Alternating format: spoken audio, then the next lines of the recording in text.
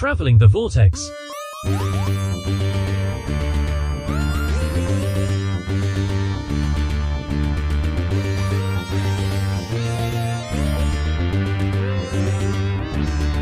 We've joined Doom as she travels the Vortex and arrives at episode 554, where you don't have to kill to work here, but it definitely helps. I'm Keith. I'm Sean. I'm Glenn. How's it going, Killis?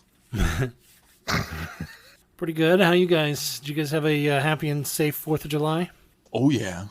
Didn't even set off any fireworks. No fireworks. You still got real no little fireworks ones. on our end either. Really? Well, you all have little ones too, so. Yeah, last year Gemma wanted to. This year she didn't mention it at all, so we didn't even know. Oh, me darn.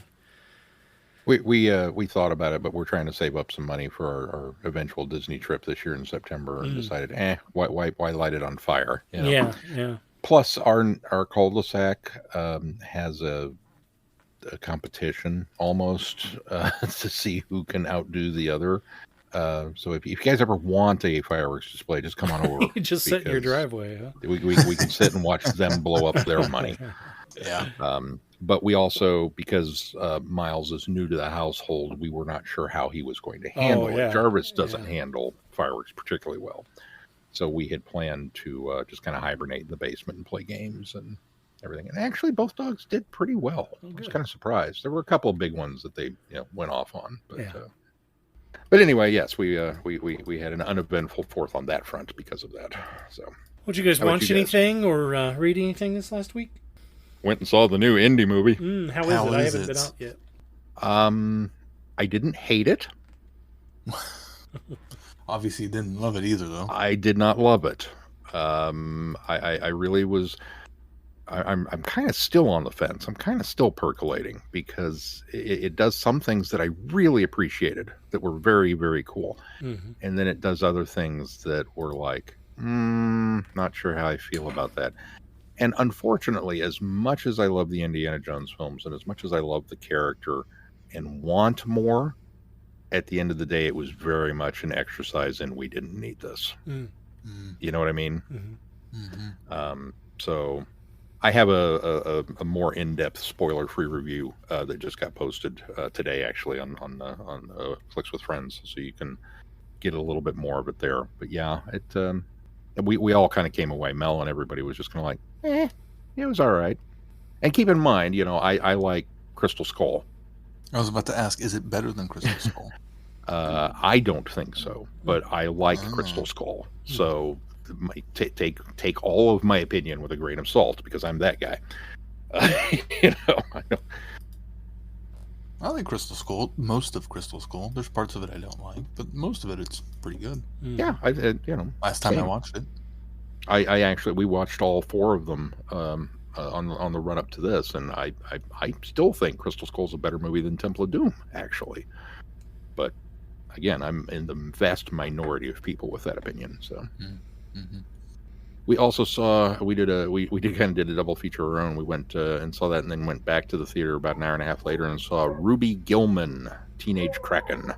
How's that? From your silence, I can tell that you are so up to date with. It's that animated film where she's a sea creature. Yes. Yeah, I've seen the ads for it. Okay. I nothing that I'm interested in seeing, but I have a 7-year-old, so we go. Oh, there's another cartoon coming. Great. Did she see the ad for Paw Patrol? No. Thank God. Okay. Yeah, it's cute.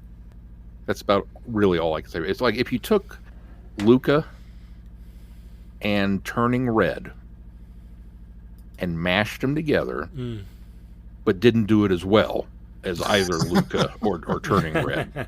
That's kind of where this one falls. It's okay. I mean, it's not a bad movie by any stretch of the imagination, but it was just kind of, all right, I've seen it. Shy loved it, but she's 7, so take that opinion with a grain of salt. That's kind of the target audience. That's all that matters. Is if you took a kid to see a movie that they wanted to see and they liked it, that's all that matters. Yeah, and she liked Indy too. So, Did you see anything? I haven't watched anything. My sister came in town for Gemma's birthday, which was on the 2nd, so it was full of family time, so we didn't really get anything watched. I did finish a book called Under the Whispering Door, which was really good.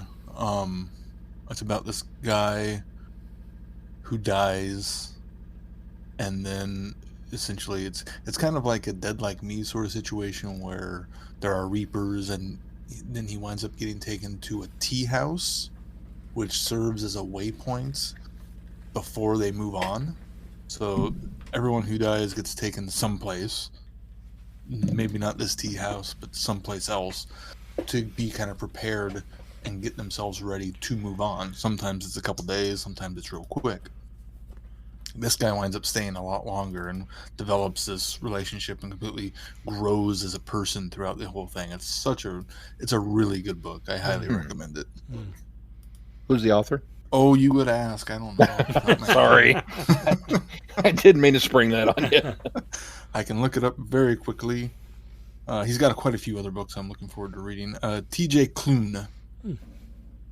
Not He familiar. also wrote The House in the Carillion Sea, which was a pretty popular book when it came out in like 2020 or something like that. But I highly recommend Under the Whispering Door. A lot of emotion, good emotion, a lot of good humor to it. It's very well thought out, very well executed. Very good.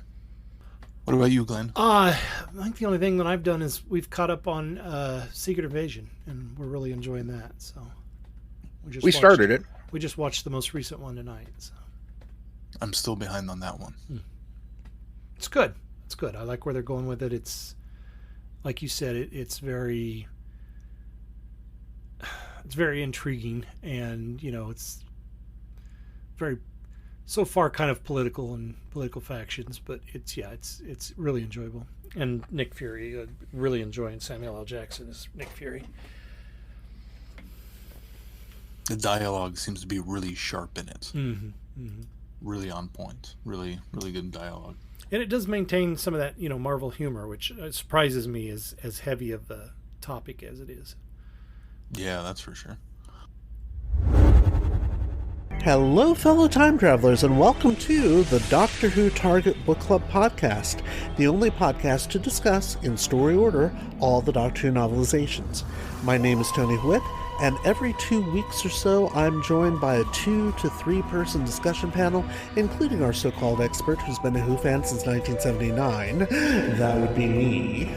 We also get the views of intermediate, casual, and novice fans who either have never seen the show or who have never read these books until these podcasts, including Dalton Hughes and Alison Fitz-Seyfried.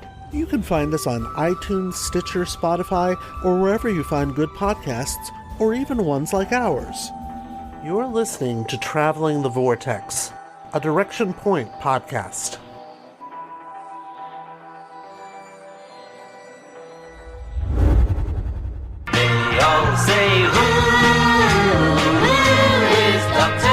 This is Tim Trelaw. This is David J. Howe. I'm Peter Purvis. I am Sadie Miller. This is Lauren Cornelius. Larry, it's Fraser.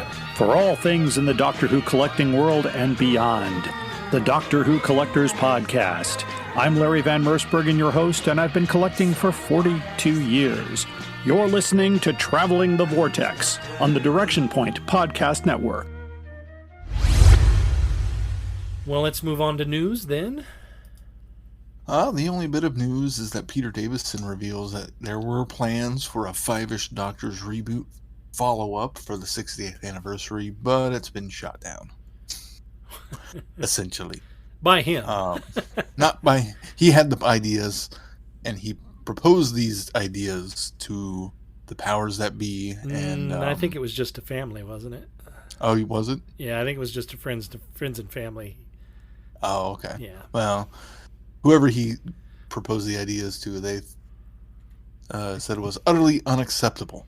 Were the exact quotes. Oh, it does say to those I showed it to, so it doesn't specifically say who shot it down. So it could have been whoever was. Although, wasn't it Georgia that produced the last one? So. Yeah, I think she did help. Yeah. Well, that's too bad. I mean, what I would hate for him to do would be put something out that people didn't find funny or didn't think was as good as the 2013 sketch. So I guess I'm I'm grateful. I'm sad that we don't get a sequel, but also I'm grateful that somebody was smart enough to say, hey, this probably isn't going to work. Yes, I'd rather have nothing than something bad. Yes, agreed. Yeah. And it's such a tall bar to try and climb over. Yeah. You know, it's like well, especially as good as the last one was. Exactly. Yeah. It's like, you know, oh, you know what we're going to do today? We're going to do a sequel to Forrest Gump. Yeah, really? Are you sure you want to do that? Yeah, he goes on to say that it became very clear to me that there were too many compromises I'd be asked to make in the making of it. And I thought it'd be best to just leave it alone because the original was perfect. Mm-hmm. Hear, hear. All right, well, let's move on to a review. And this time we are tackling the next... I say next because we did Time Lord Victorious like this, but we're tackling the next big multimedia Doctor Who crossover. This one, I think, is kind of, upon launch, I think with the teaser for it, I think caught a lot of flack, but we're going to kind of stick it out and see how it goes. We're doing Doomsday, and the first two elements of it are out. The website launched the story with Hour 1, and then Doctor Who Magazine has hours 2 through 5, and so there are 4 separate stories all together as one sort of comic supplement in the this month's, or I suppose last month's, Doctor Who Magazine. So that's what we'll be covering, hours 1 through 5. Hi, I'm Doom. Blame my mother. I'm the universe's greatest assassin, and in one day I'm going to die, unless I can find the Doctor. Someone sent death, literal death, after me. I can only outrun it for 24 hours. So, the clock's ticking. My Vortex manipulator sends me a new target every hour. The Lesser Order of Oberon sends me a lot to choose from, and I'm picking the missions that'll, maybe, bring me to the Doctor. 24 hours. All of time and space. Will I find the Doctor? Ancient enemies. Old friends. Or maybe I'll go out in flames. A lot of flames. Well, it'll be better than what's coming for me. If you see the Doctor, tell them I'm on my way.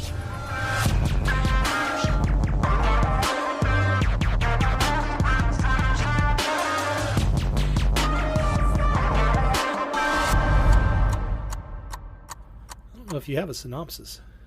I do. Ooh, let's hear At least for Hour 1. Let's hear it. Doom has 24 hours to live after a complication in New Venice. This is how her story begins. Someone has sent literal death after Doom. Unless she can find the Doctor, she is going to meet certain doom. Only Terry can help her with that, if Doom can persuade her. Bum, bum, bum. Yeah,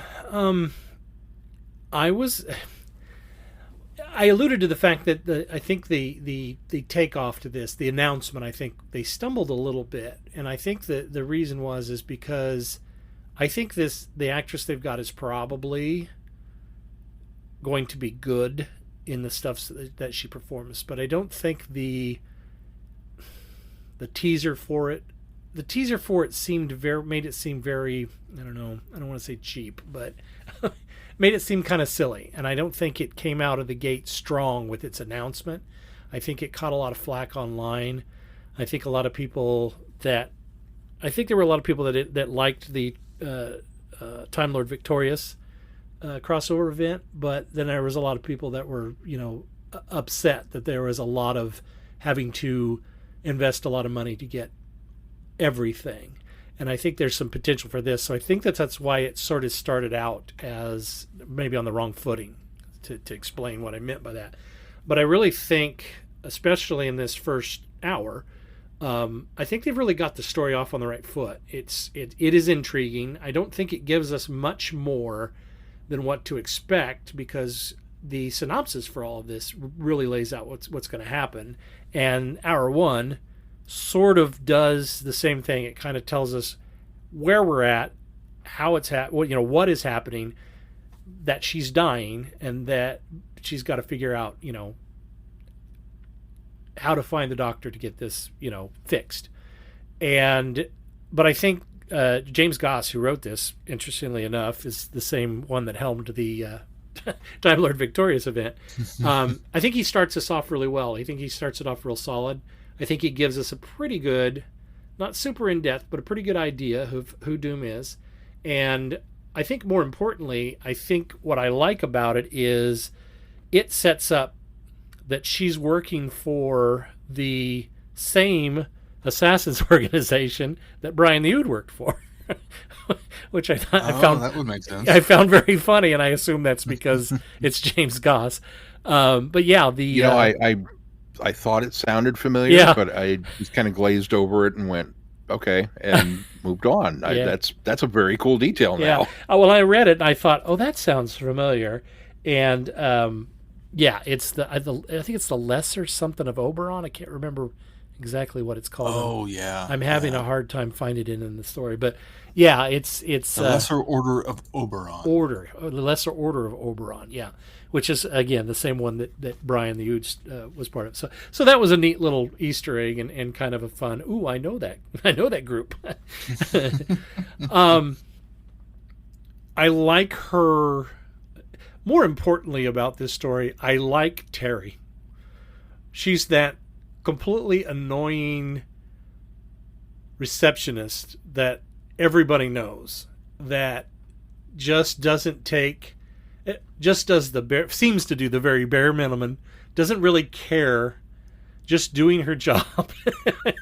And I like the way that she's written, and very much in the way that Doom is trying to get across to her that she has 24 hours, she's going to die, and she needs some information. She needs the next, assignment so that she can continue to use her Vortex manipulator in order to advance through the time in order to find her way to the doctor. And I thought that was really a fun little setup to this story. Yeah, I agree. I like the setup. I like it. What it really does is help establish the Lesser Order of Oberon and kind of how it works and how this whole crossover event is going to work, and the fact that each assignment is, she basically has an hour to do it, and this really kind of sets all of that up, that okay, that's why this is broken up into the 24-hour pieces, and the 24 hours is each assassination is only supposed to take 1 hour long, which I think is a really cool idea. Going back to a little bit to like their announcement of it, I had a little trouble getting excited about it, more not because it was a multimedia event. I think that's always kind of cool, and yeah, it kind of sucks to try to gather all the material together, but it's nice that it's all not in one place. My lack of excitement on it was more of the design choices they made for how Doom looks. I don't know if it's because the actress Suze Kempner is a comedian, I believe. So it seems like they're kind of trying to play into her strengths, and the look of the character didn't necessarily seem like a credible assassin to me. I'm hoping that once I kind of hear her in action or do a little bit more with the character, I will be convinced otherwise. But of course, it is also the Lesser Order of Oberon, so they're not as good of assassins as the Greater Order. Right. So that kind of also helps balance that out and go, oh, okay, that's why she's kind of doing this. But then, yeah, going through and trying to convince Terry of what's going on was just delightful to read.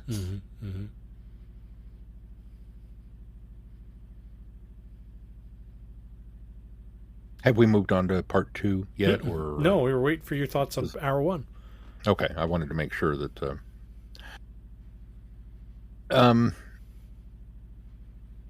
once again, James Goss has that very deft, light, pseudo Douglas Adams touch with the humor, and I think it works very well in the short story that makes up hour 1. I was pretty much on board right off the bat. The hook of, okay, our main character is dying in this beautiful setting, and the irony of that, and the secretary, and you're just absolutely right. We all know that one person is like, all right, let me answer the phone. I've worked with a few of those. All of that stuff was really pretty sterling, and I was very intrigued by this setup and the use of the vortex manipulator, and this is how they trigger it to send them to the next job, which is what gives her that extra hour. That she's not going to die right away, that she literally still has the 24 hours in order to do something, and that this is how she's going to get it done in these hour-long increments. It's like, okay, that's a really cool way of explaining, the logistics of we know why it's 24 hours, because we're doing 24 parts, 24 hours in a day. Okay, but this is the reason for doing it that way. And it's like, okay, that's cool. I'm on board with that. So, but yeah, pretty much everything about the little short worked for me.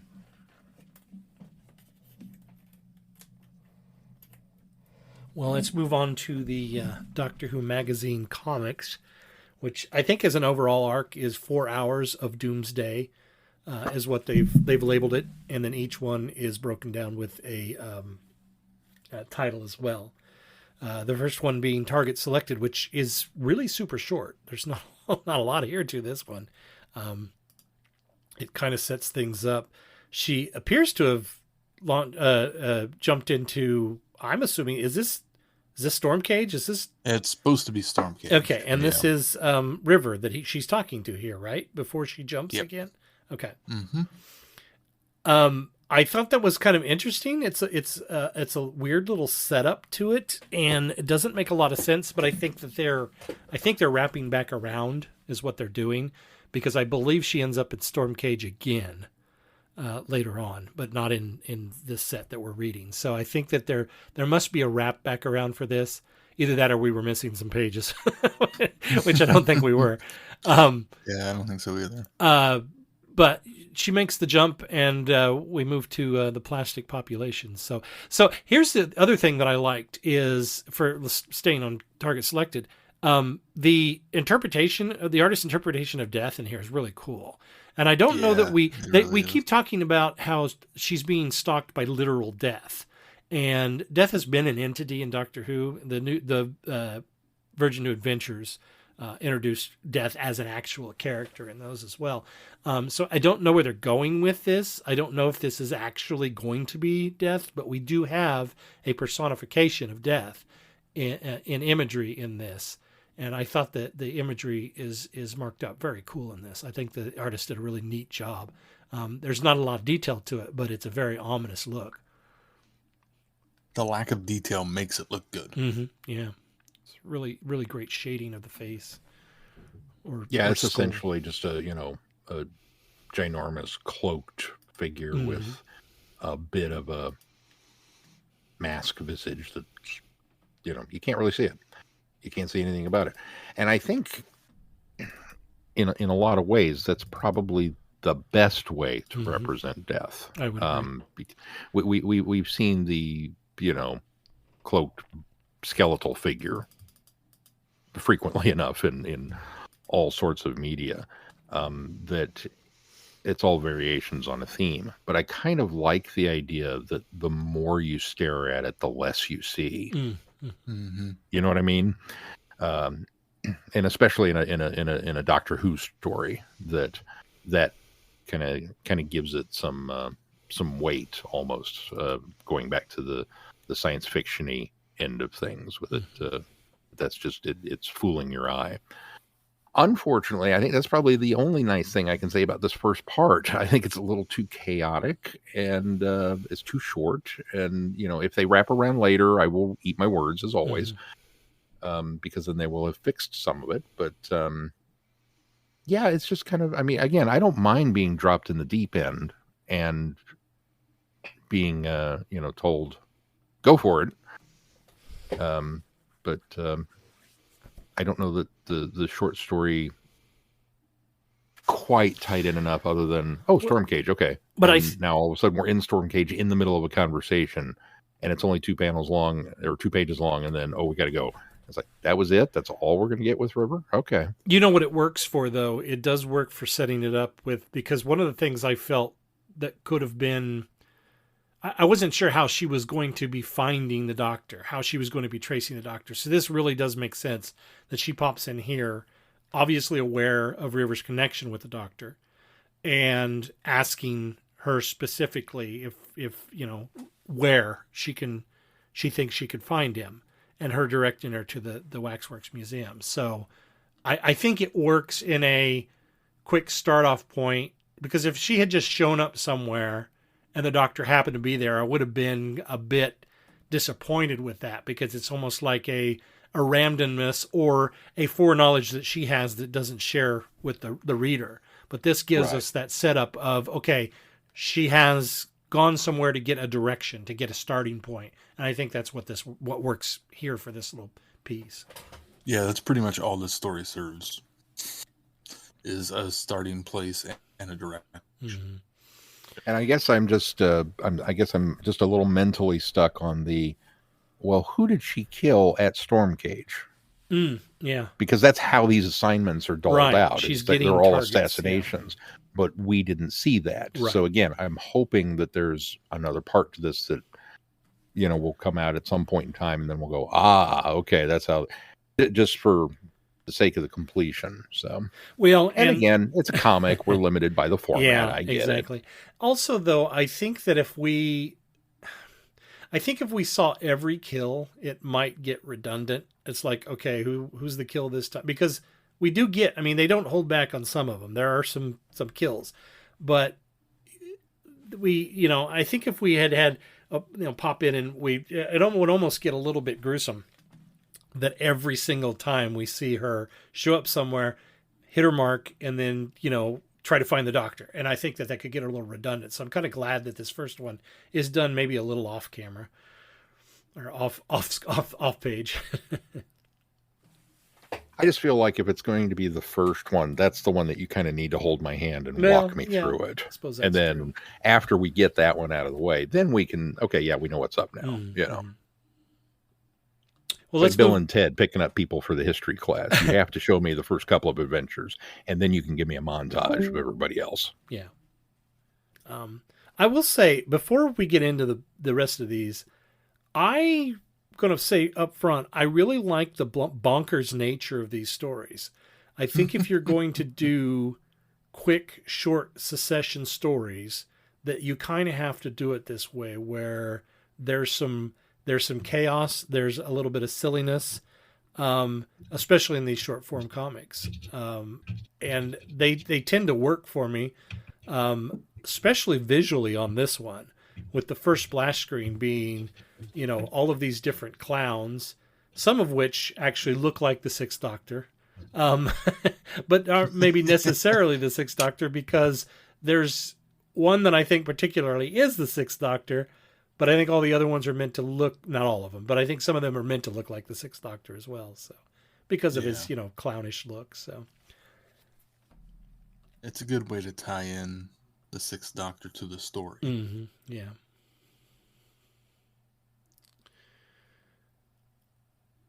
I enjoyed this one too.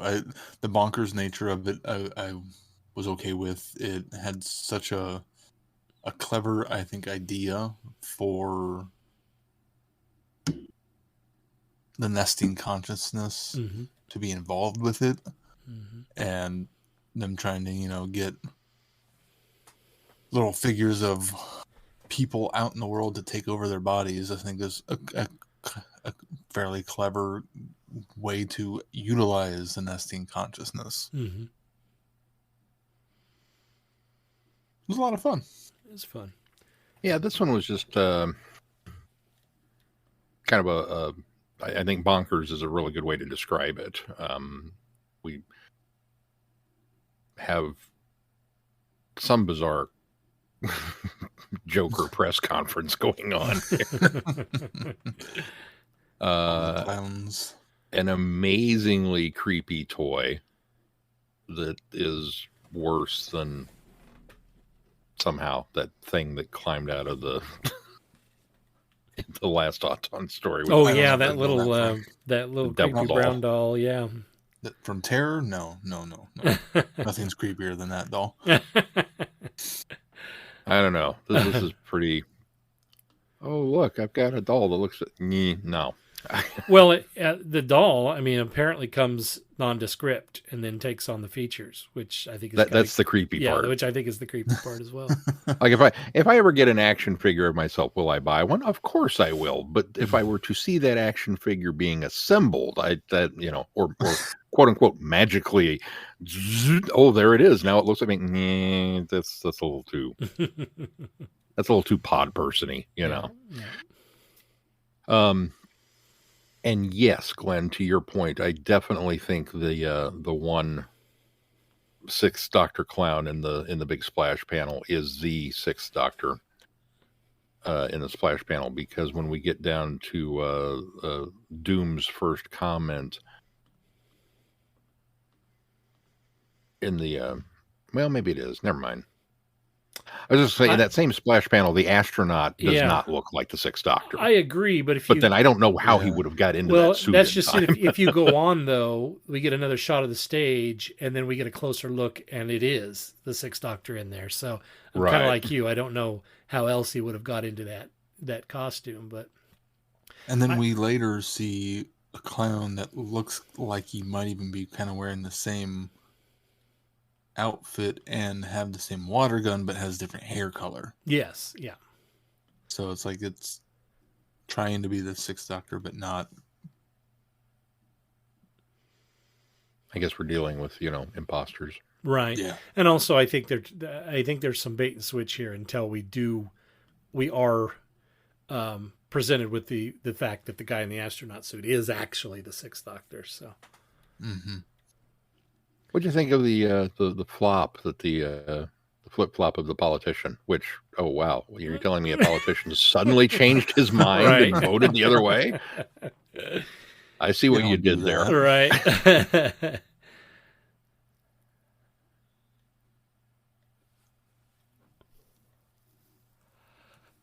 Not much more I can say about this one. I mean, let's go ahead and move on to the next one, which is High Noon in Hollywood.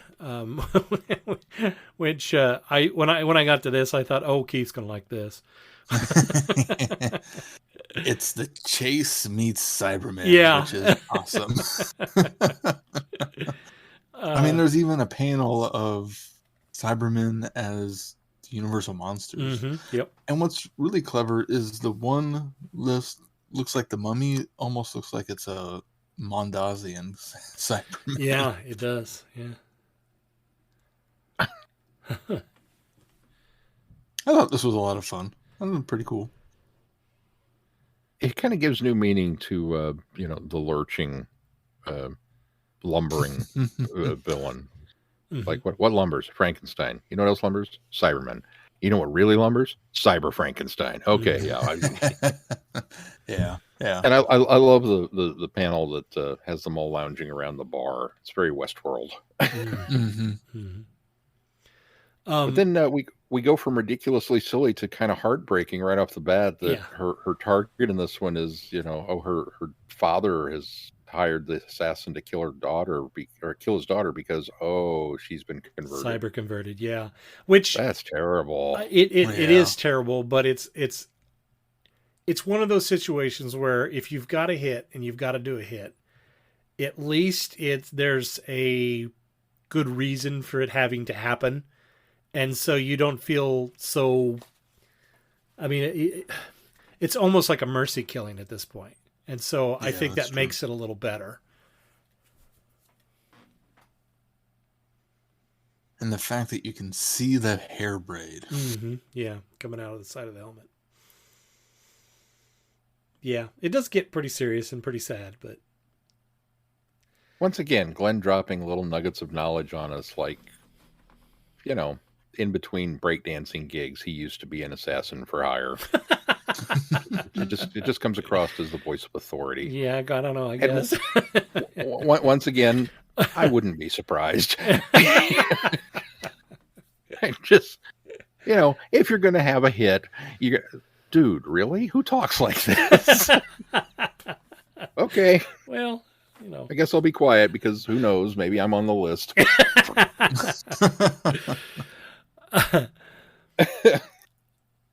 Well, so I won't be forced to talk about it. Let's move on to the Horn of Dilemma, which sets us in what looks like a Renaissance fair to start off with. I got the impression that this is like a world. So this wasn't Earth in the past. This was a world somewhere where they just happened to have this Renaissance look at this time, right? I'm not confusing that. That's the vibe I got as well. Yeah. I think there was a 10th Doctor story that we read that was sort of similarly set in one of the Titan comics, and I think that's where we came down on that one as well. This one I kind of like because she kind of does the right thing in this one. She doesn't do the assassin thing, although that's kind of what she's there for. This is a hit. But when she gets there, it's more of a dispelling of these so-called unicorns, which there's a bait and switch again because they actually are unicorns. She just happens to have baited and switched these people so that they couldn't be selling these unicorns because now the people that are there to buy the unicorns think that they're being swindled. And so I thought that was kind of a clever turn and makes her out to be a bit of a hero here because she's actually protecting these majestic beasts rather than the idea of, taking a hit on somebody or something, in this case, in this era. So yeah, she was hired to kill the idea of the unicorn, which I thought was as clever. opposed to the actual unicorn. It doesn't quite make sense to how Joe is there, though.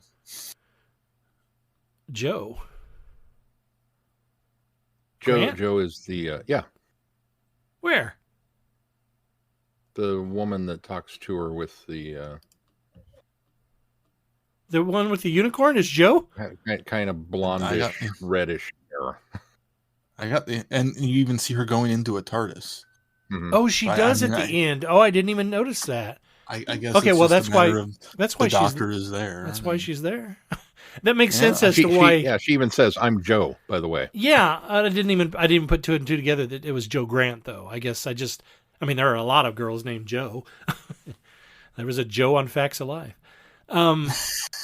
Yeah, if I'm reading a Doctor Who story and you have a woman introduce herself as Joe, I'm going to automatically assume. Well, it's Joe Grant. we've got another Rose coming up on Doctor Who, and we already know that it's not Rose Tyler. So the jury is out on that until I see it. That's like also one of the few times it's ever happened. Well, yeah, in the 60 years. That is true. I will give you that. I mean. Yeah, no, I liked this story. I thought it was fun. Overall, I think that this little collection was kind of a neat little start to this.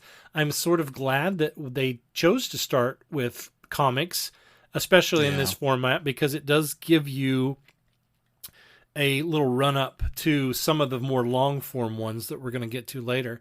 So this kind of gives you a little dose, feeds you little doses of who Doom is from at least this perspective, and I think these work really well to get the story started. Well, and with the format that we're following of it's 24 hours, the first several hours aren't going to be a lot of heavy plots or what's really going on. Yeah, they got to tread their water a little bit. We got to get 24 of them in. Right. So it's nice that these first 5 or 4. Not counting the initial one, are kind of they're a little bit of filler, but they're short, quick filler and fun to read. Yeah. So it's not like I'm spending 3 hours on something that really doesn't matter in the long run of the story arc. Yeah. Yeah, exactly. Although we don't know why she thinks she's dying, right? No, we don't. And I'm hoping that, and I'm kind of glad we don't, because I think that is something that I think they can hold on to and reveal as we go along. And I think the overall theme can kind of grow as these small stories are happening, and if they do it right, I think that'll work. I think the other thing that I like about this already so far is, whereas Time Lord Victorious was happening on so many different fronts that it was really difficult to kind of wrap your brain around what was happening when. This one makes more sense because it's going to be linear, and we're going to be following one person as our narrative through this entire adventure. And so I think this is going to, in some ways, I enjoyed a lot of Time Lord Victorious. It had some clunkers, but I think in some ways this is going to be better in that sense of it's going to be easier to follow along. Yeah, I think so too. I almost wonder if it's being done in such a way that maybe they realized with Time Lord Victorious, when they got to the end of it after everything was said and done, that, wow, that was fun, and yet maybe our reach exceeded our grasp. Yeah. No, that's a good point. And so maybe they're going to apply some of the lessons learned from that to this series and do things just a little differently. So that may be something that we see kick in. Yeah, especially since obviously Goss has some hand in this, especially starting us off here. It kind of makes me wonder if he was tasked to kind of steer this as well. There is an article in Doctor Who magazine, which I have not gotten around to read yet, but does go a little more in depth of the behind the scenes of the Doom saga and what they're doing with this multimedia event. And I had meant to get that read before we got, but I put it on the back burner and forgot all about it. So next week, maybe we take a look at that and just have a little bit of insight when we come into this a little further. So, hi, I'm Rupert Booth. I am known as Paul Ferry. And my name is Barry Williams. Together, we host Time Ram. Time Ram's a cruel mistress. It's a random number generator. That also. We roll a number from 1 to 13, and that's our doctor. Then 1 to 300 for the story, and then we ram them together. Even if it doesn't make sense. Cruel, I tell you. Time Ram, putting the wrong doctors in the wrong stories, so you don't have to. You're listening to Travelling the Vortex.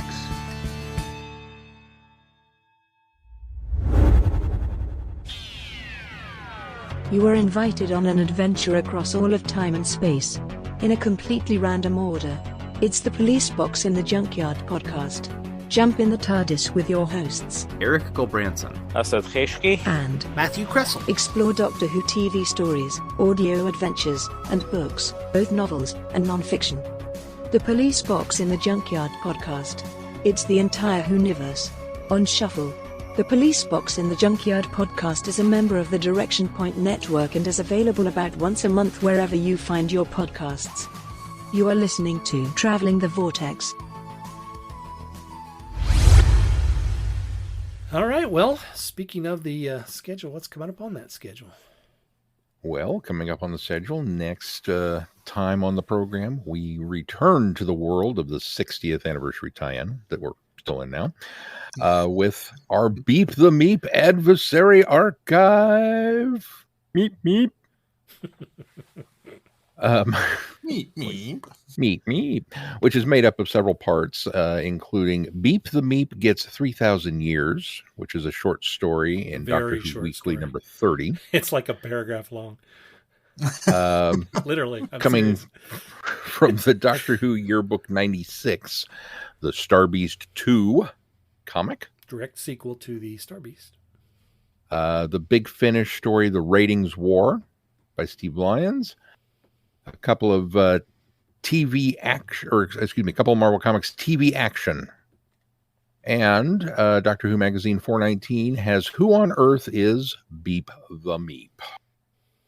So for those of you that like to follow along at home, that is your homework assignment for next time.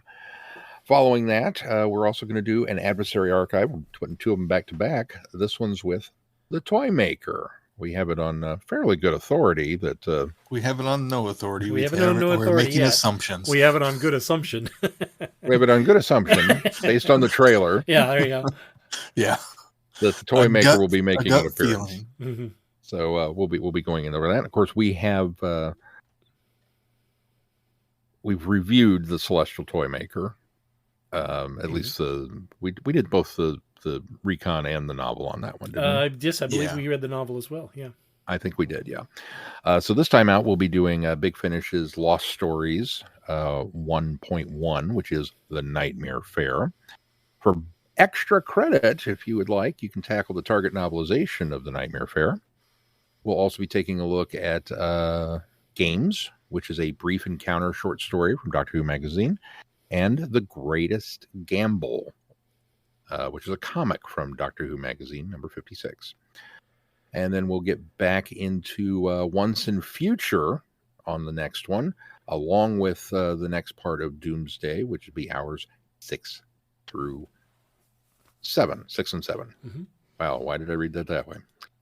Yeah, so lots of stuff. Yeah, I suppose. So lots of stuff coming up to celebrate the 60th anniversary here on the program. Yeah. Lots in the pipe, and I'm excited to do it because I